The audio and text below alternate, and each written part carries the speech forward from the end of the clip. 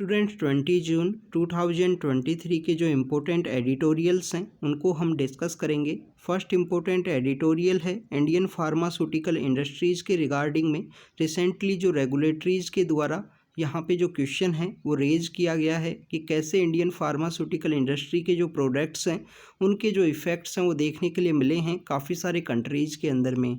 Students, India pharmaceutical industry के एक hub के रूप में इमर्ज हुआ था पिछले कुछ साल से। आप देखिए कि कोविड-19 का जो फर्स्ट वेव है उस समय में जो HCQ है, हाइड्रोक्लोरोक्विन नाम की जो मेडिसिन थी, तो उसकी डिमांड भी इंडिया से ही सप्लाई की गई थी वर्ल्ड को। और लेटर फेज में आपको जो वैक्सीन है, वैक्सीन डिप्लोमेसी या वैक्सीन मैत्री का जो कॉन्सेप्ट है वो इंडिया से देखने के लिए मिलता है। नेक्स्ट इम्पोर्टेंट एडिटोरियल की बात करें तो किसी भी जगह पे इलेक्शंस को कंडक्ट करने के लिए, फ्री एंड फेयर इलेक्शंस के लिए पीस का होना ज़रूरी है। तो ये एक बंगाल का जो स्टेट इलेक्शन कमीशंस के रिगार्डिंग में है कि वहाँ पे लोकल बॉडी इलेक्शंस को कंडक्ट करने के लिए कैसे पीस का होना ज़रूरी है। इस वजह से सेंटर की जो आर्म फोर्सेज हैं उनका वहाँ पे डिप्लॉयमेंट किया गया है। थर्ड इम्पोर्टेंट एडिटोरियल के अंदर इंडिया की जो प्रोग्रेस है उसके बारे में डिस्कस किया गया है कि कैसे US का यहाँ पे अगर इंडिया को टेक्नोलॉजी सपोर्ट हो मैन्युफैक्चरिंग हब करने में तो इंडिया अपना जो टारगेट है उसे अचीव कर सकता है, और इंडिया के क्या यहाँ पे इम्पोर्टेंट स्टेप्स रहे हैं उसके बारे में हम डिस्कस करेंगे। तो हमारा फार्मास्यूटिकल इंडस्ट्री का जो एडिटोरियल है वो GS पेपर 1 के लिए इम्पोर्टेंट है, सेकंड हमारा यहाँ पे GS पेपर 2 के लिए, और IR के पर्सपेक्टिव से इम्पोर्टेंट है। इसमें कुछ इंडिया के इनिशिएटिव्स को भी डिस्कस किया गया है।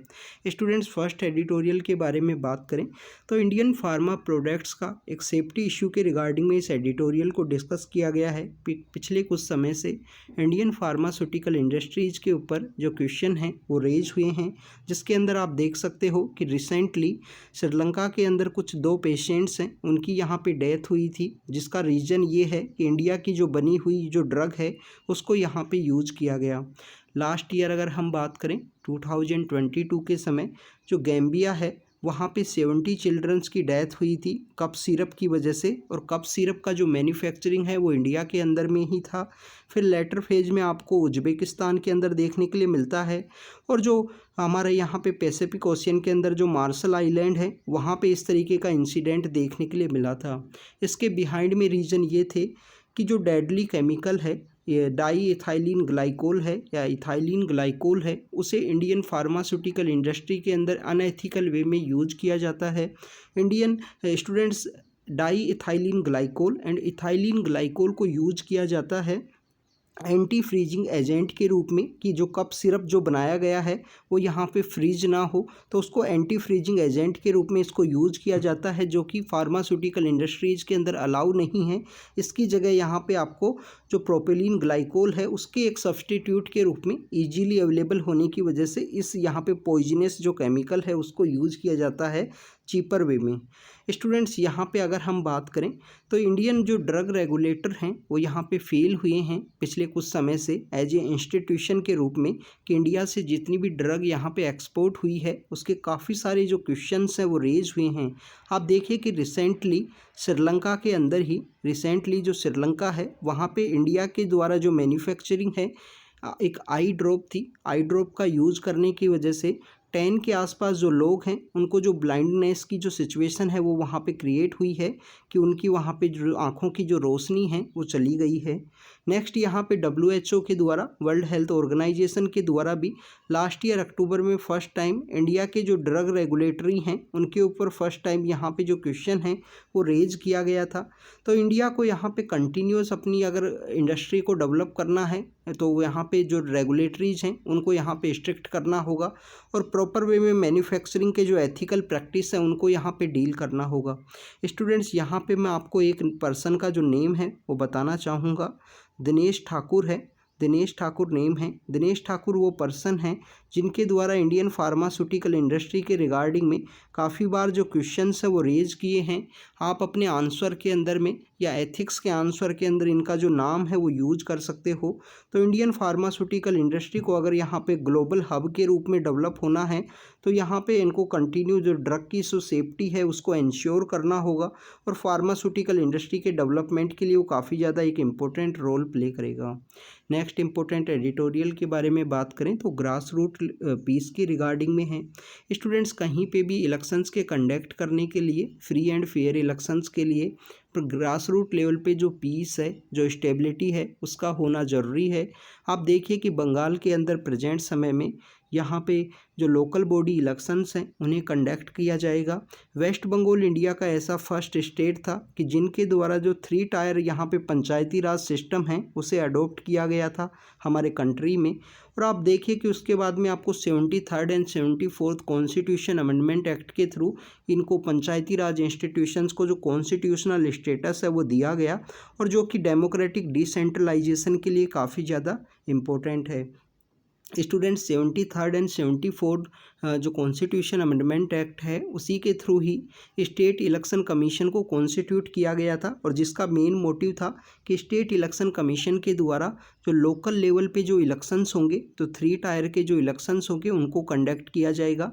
जो असेंबली इलेक्शन हैं, प्रेसिडेंट एंड वाइस प्रेसिडेंट के इलेक्शन हैं, या हमारे जो जनरल इलेक्शन है पार्लियामेंट के, वो कंडक्ट किए जाते हैं इलेक्शन कमीशन ऑफ इंडिया के द्वारा, जिसका आर्टिकल 324 है, जिसका मेन मोटिव यही है कि कंट्री के अंदर फ्री एंड फेयर इलेक्शंस को कंडक्ट किया जाए।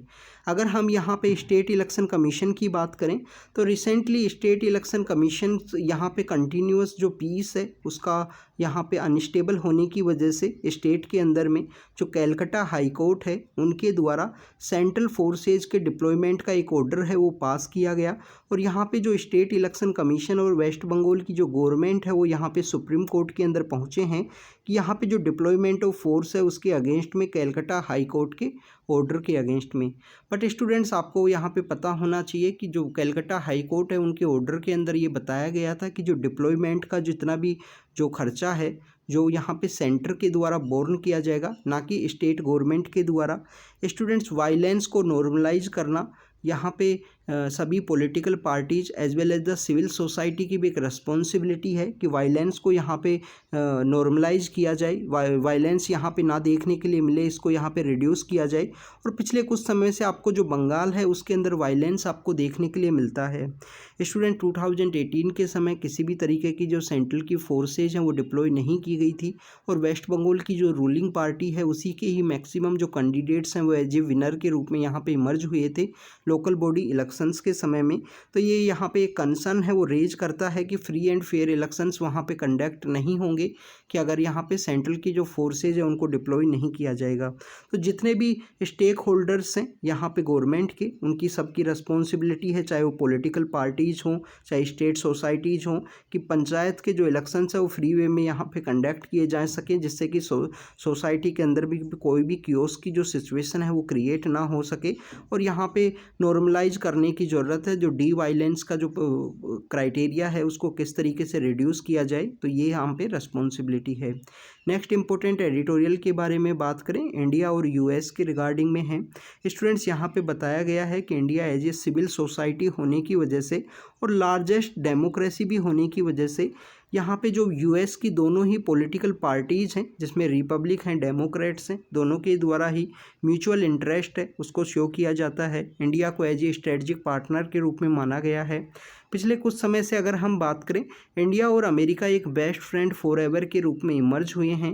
यूनाइटेड यहाँ पे म्यूचुअल इंटरेस्ट हैं वो आपको देखने के लिए मिलते हैं। जैसे कि इंडिया की अगर हम जर्नी की बात करें तो इंडिया ने इंडिपेंडेंस के बाद में 63 ईयर्स हैं वो यहाँ पे टाइम लिया 1 ट्रिलियन अपनी जो जीडीपी है उसको अचीव करने के लिए, और फिर उसके बाद में आप देखिए कि 2 ट्रिलियन जो जीडीपी है उसको अचीव करने के लिए ओनली 7 ईयर का जो समय है वो आपको देखने के लिए मिला। अगर इंडिया को 3 ट्रिलियन यहाँ पे जीडीपी को जो अचीव करने में जो समय है वो आपको 3 ईयर्स का लगा है। तो आप देखिए कि स्टूडेंट्स ये आपके एग्ज़ाम के पर्सपेक्टिव से भी इम्पोर्टेंट है कि अगर आपको अपना जो बेस है उसको स्ट्रॉन्ग करना है तो उसमें आपको समय लग सकता है, उसके बाद में आपका जो मार्क्स स्कोर करने हैं उसमें आपको जो ज़्यादा समय है वो नहीं लगेगा। तो फर्स्ट अपना जो एक बार स्कोर है, अपना जो बेस है, जो बेसिक बुक्स हैं उनको स्ट्रॉन्ग बनाइए। आप देखिए कि 25 ट्रिलियन जो इंडिया अपनी इकोनॉमी है उसको अचीव करेगा 2047 तक ये इंडिया का यहाँ पे टारगेट है। अगर हम यहाँ पे बात करें स्टूडेंट्स 1700 के आसपास इंडिया यहाँ पे जो ग्लोबल जीडीपी है उसके अंदर 35% कंट्रीब्यूट करता था। बट आप देखिए कि 1991 के समय में जो बैलेंस ऑफ पेमेंट का जो क्राइसिस इंडिया के अंदर हुआ, जो इकोनॉमिक क्राइसिस हुआ, उसके बाद से इंडिया का यहाँ पे जो 1% कंट्रीब्यूशन है वो आपको देखने के लिए मिलेगा 91 के एरा के समय में। और प्रेजेंट समय में जो ग्लोबल जीडीपी है उसके अंदर इंडिया 4 to 5% का जो कंट्रीब्यूशन है वो कंट्रीब्यूट करता है। यूएस के अगर हम बात करें, इंडिया के अंदर जो पॉपुलेशन है वो काफ़ी ज़्यादा होने की वजह से आप देखिए कि इंडिया का अगर 2030 का जो समय है, 2030 तक इंडिया है वो यहाँ पे जो ग्लोबल इंडिया की जो पॉपुलेशन होगी वो 1 बिलियन हो सकती है। और जो एंटायर G8 का जो पॉपुलेशन है, जो G8 ग्रुप है प्रेजेंटली फंक्शनल नहीं है क्योंकि रसिया के द्वारा क्रीमिया को अनेक्स करने की वजह से रसिया को वहाँ पे निकाल दिया गया था और ओनली ये G7 के रूप में फंक्शन करता है। तो एंटायर जो G8 है उसकी पॉपुलेशन से भी ज़्यादा इंडिया की पॉपुलेशन यहाँ पे आपको देखने के लिए मिलेगी। तो इंडिया के पास मार्केट है, यूएस के पास में टेक्नोलॉजी है, कैपिटल है। तो इंडिया और यूएस यहाँ पे एक दूसरे के म्यूचुअल फ्रेंड के रूप में, एक म्यूचुअल सपोर्ट के रूप में वर्क कर सकते हैं, मिलिट्री एंड नॉन मिलिट्री दोनों ही एरियाज़ के अंदर में। क्योंकि इंडिया के पास आप देखिए कि क्या है, मार्केट है और यूएस के पास में कैपिटल है और मैन्युफैक्चरिंग का जो टेक्नोलॉजी है। अगर हम बात करें इंडिया की ही कुछ लिटिल बिट पिछले कुछ समय की प्रोग्रेस के रूप में, तो पिछले 8 या 10 साल पहले इंडिया के अंदर अगर हम बात करें जो मोबाइल डाटा का जो कंजप्शन है वो आपको वन ऑफ द लोवेस्ट देखने के लिए मिलता था। वर्ल्ड के अंदर सबसे लोवेस्ट इंडिया के अंदर मोबाइल डाटा का कंजप्शन था। प्रेजेंट समय में आप देखिए कि यूएस एंड चाइना से भी हम इमर्ज हुए हैं। पर कैपिटा जो मोबाइल का अवेलेबिलिटी है वो इंडिया के अंदर काफ़ी ज़्यादा है और मोबाइल इंटरनेट की वजह से आप देखिए कि डिजिटलाइजेशन ऑफ वर्क है वो इंक्रीज हुआ है। जो 8 साल पहले जो इंडिया के अंदर डिजिटल ट्रांजैक्शंस थे वो काफ़ी कम थे। प्रेजेंट समय में अगर हम डिजिटल ट्रांजैक्शंस की बात करें तो वो भी यहाँ पे रेज हुए हैं, वो भी यहाँ पे इमर्ज हुए हैं। उसके कुछ ड्रॉबैक भी हैं कि यहाँ पे जो मोबाइल का टू मच यूज़ आपको ज़ोंबी क्रिएट करता है। टू मच आप देखिए कि यहाँ पे लेजीनेस के आपको सिचुएशन देखने के लिए मिलती है। और इंडिया में यहाँ पे इस तरीके से मोबाइल का टू मच यूज़ होने की वजह से आपको जो साइबर क्राइम है वो भी आपको देखने के लिए मिलता है, जिसके अंदर जामताड़ा है, मेवात हरियाणा और राजस्थान का एरिया है और आपको जामताड़ा जो झारखंड के अंदर आपको देखने के लिए मिलता है। यहाँ पे इंडिया के द्वारा कुछ ऐसे प्रोग्रेस अचीव की गई है पिछले कुछ दिनों में, या कुछ ऐसे इनिशिएटिव्स हैं उनके बारे में अगर हम बात करें तो आप देखिए कि ग्रीन फील्ड के अंदर में जो क्लाइमेट चेंज की वजह से यहाँ पे जो कार्बन टैक्स है वो इंडिया के द्वारा लगाया गया, कोल के ऊपर जो सेस है वो भी यहाँ पे लगाया गया और इस सेस को यहाँ पे यूज़ किया गया है डेवलपमेंट के पर्सपेक्टिव से। जो हमारा इंफ्रास्ट्रक्चर डेवलपमेंट है, रेल है, रोड है और पोर्ट्स हैं, उनके डेवलपमेंट के लिए इनको यूज़ किया गया है। अगर हम हमारी फ्यूल की जो सब्सिडी है उसी के बारे में बात करें तो फ्यूल की सब्सिडी 2015 के समय में 50,000 करोड़ हुआ करती थी, वो प्रेजेंट समय में आपको 7,000 करोड़ के आसपास देखने के लिए मिलती है। हमारी गवर्नमेंट के द्वारा प्रगति नाम का जो ऐप है, proactive governance and timely implementation एक ऐप है, एक प्रोजेक्ट है, उसको यहाँ पे लॉन्च किया गया। इसका मेन मोटिव क्या है कि जो हमारे इंफ्रास्ट्रक्चर के बड़े बड़े प्रोजेक्ट्स हैं उनको टाइमली यहाँ पे रिव्यू किया जाता है। यूनियन मिनिस्टर वहाँ पे बैठते हैं, स्टेट के जो मिनिस्टर्स हैं उनसे यहाँ पे कनेक्टिविटी होती है और उसका जो मंथली रिव्यू है वो आपको देखने के लिए मिलता है प्रगति के through. Made in India products को इंडिया के द्वारा जो यहाँ पे सेंड किया गया है, एक्सपोर्ट यहाँ पे इंक्रीज हुआ है। अभी आप देखिए कि यहाँ पे जो फॉरेन ट्रेड पॉलिसी है, रिसेंटली फॉरेन ट्रेड पॉलिसी भी लॉन्च की गई इंडिया की और वहाँ पे कुछ टारगेट रखे गए हैं। तो मेड इन इंडिया के जो प्रोडक्ट्स हैं वो आप यूरोप के अंदर आप देख सकते हैं। इसके अलावा इंडिया ने यहाँ पे जो डिजिटलाइजेशन है, इंटरनेट का जो प्रोसेसिंग है और डिलीवरी मेकिंग का जो प्रोसेस है उसके अंदर काफ़ी अच्छे जो यहाँ पे रिजल्ट्स हैं प्रेजेंट समय में अचीव किए हैं, जिसके अंदर आप देख सकते हो कि एग्रीकल्चर रिफॉर्म्स को रिवाइव किया गया है, सप्लाई चेन कैपेसिटी को यहाँ पे बिल्ड किया गया है और इंडिया ने अपने जो मैन्युफैक्चरिंग है उसको यहाँ पे डेवलप किया गया है। तो स्टूडेंट्स यहाँ पे बात की गई है कि इंडिया और यूएस अगर यहाँ पे एक दूसरे के बेस्ट फ्रेंड के रूप में इमर्ज होते हैं, अपने जो म्यूचुअल इंटरेस्ट है उसको शो करते हैं, तो यहाँ पे इंडिया को जो मार्केट है वो एक मैन्युफैक्चरिंग हब के रूप में डेवलप हो सकता है। जैसे कि यूएस के पास में कैपिटल और टेक्नोलॉजी होने की वजह से अगर वो इंडिया को ट्रांसफ़र ट्रांसफ़र होती हैं during the diplomatic in relations के अंदर में, तो इंडिया एक मैन्युफैक्चरिंग हब है वो इमर्ज होगा। तो ये कुछ इंपॉर्टेंट पॉइंट्स हैं जो एग्ज़ाम के पर्सपेक्टिव से इम्पोर्टेंट थे, जिनको हमने यहाँ पे डिस्कस किया। तो आपको इसी तरीके से अपडेट करेंगे। Thank you students, thank you very much.